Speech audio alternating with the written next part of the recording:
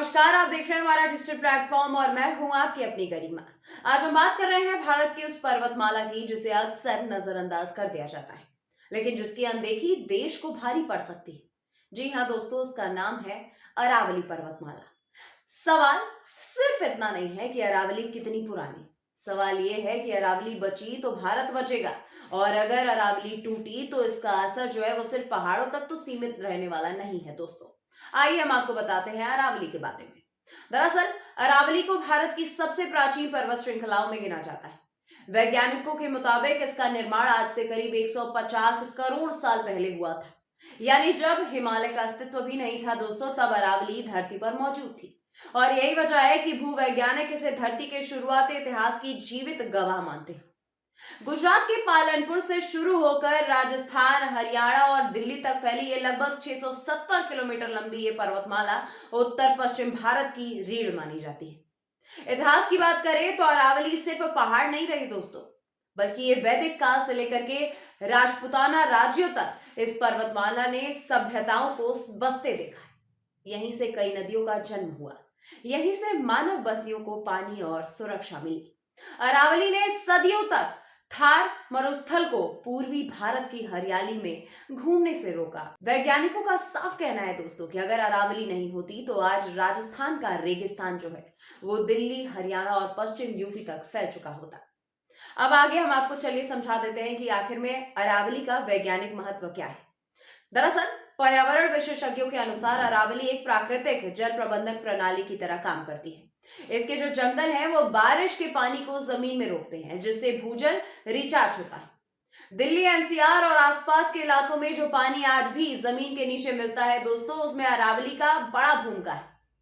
Monsoon के दौरान ये पर्वतमाला हवाओं की दिशा और नमी को संतुलित करती है, जिससे बारिश का जो पैटर्न है वो बिगड़ने से बच जाता है। जैव विविधता के लिहाज से अगर हम देखें तो अरावली किसी खजाने से कम नहीं है।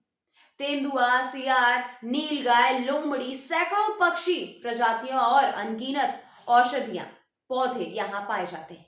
वैज्ञानिक ऐसा मानते हैं दोस्तों कि अरावली दिल्ली एनसीआर के लिए एक प्राकृतिक फेफड़े की तरह काम करती है, जो प्रदूषण को सोखने और तापमान को नियंत्रित रखने में मदद करती है। लेकिन अब सवाल ये खड़ा होता है दोस्तों कि आखिर अरावली वाला ये जो मामला चल रहा है वो आखिर है क्या। आइए हम आपको ये भी समझा देते हैं। दरअसल मामला ये है कि पिछले कुछ दशकों में अरावली को जमकर नुकसान पहुंचाया गया है। अवैध खनन ने इसके पहाड़ों को छलनी करके रख दिया है। जंगल काटे गए, जमीन पर अतिक्रमण हुआ और शहरीकरण के नाम पर पहाड़ियों को समतल कर दिया गया। वैज्ञानिकों ने खूब चेतावनी दी और वैज्ञानिक चेतावनी दे भी रहे हैं कि अरावली की प्राकृतिक संरचना टूट रही है और इसका असर अब साफ दिखने भी लगा है। विशेषज्ञ ये कहते हैं दोस्तों कि अगर अरावली कमजोर होती गई तो सबसे पहले असर पड़ेगा जलवायु पर। तापमान बढ़ेगा, हीट वेव ज्यादा होगी, बारिश का पैटर्न जो है वो बिगड़ने लगेगा और भूजल तेजी से खत्म हो जाएगा।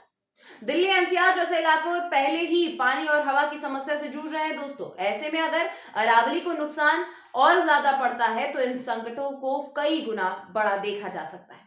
वैज्ञानिकों का यह भी कहना है दोस्तों, और उनकी ये राय भी है कि अरावली को बचाना सिर्फ पर्यावरण का मुद्दा नहीं है, बल्कि मानव अस्तित्व का सवाल है। अगर समय रहते इसके जंगलों की रक्षा नहीं की गई तो अवैध खनन पर रोक नहीं लगी और विकास के नाम पर पहाड़ों को खत्म किया गया तो आने वाली पीढ़ियां इसकी कीमत चुकाएंगी।